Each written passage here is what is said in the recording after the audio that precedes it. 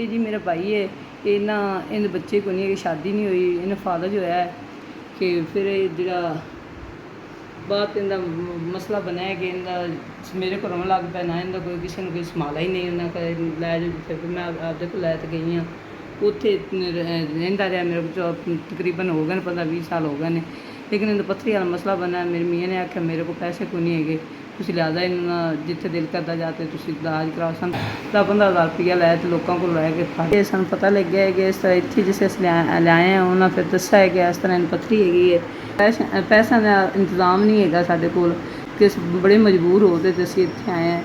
यही होंदी पई सी मेरे भाई नूं कि साढ़े पुछे तो बगैर उन्हें ऑपरेशन कर दिता है, पेशाब नहीं आता पिया सी, पत्थरी उन्हें कढ़ दी है। 10 साल नाल भरा संभालती पई, असीं ना लोगों को फड़ 20 हज़ार रुपया दे दिता है, इसको नहीं है कि पैसे असीं दे लीए।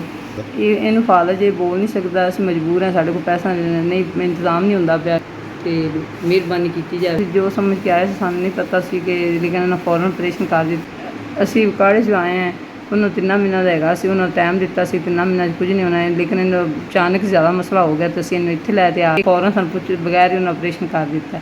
इस महीने दे विच इन्ना बीमार हो गया, असीं जमा करवाया जो उतले पैसे बनते पे साढ़े कोल है नहीं, मेरे कोल है नहीं।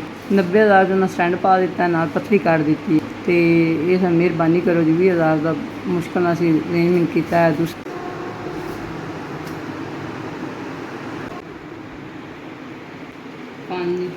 10, 15, 20 हज़ार रुपये थोड़े दादे का बहुत शुक्रिया, सानूं थोड़ा 20 हज़ार रुपया मिल गया।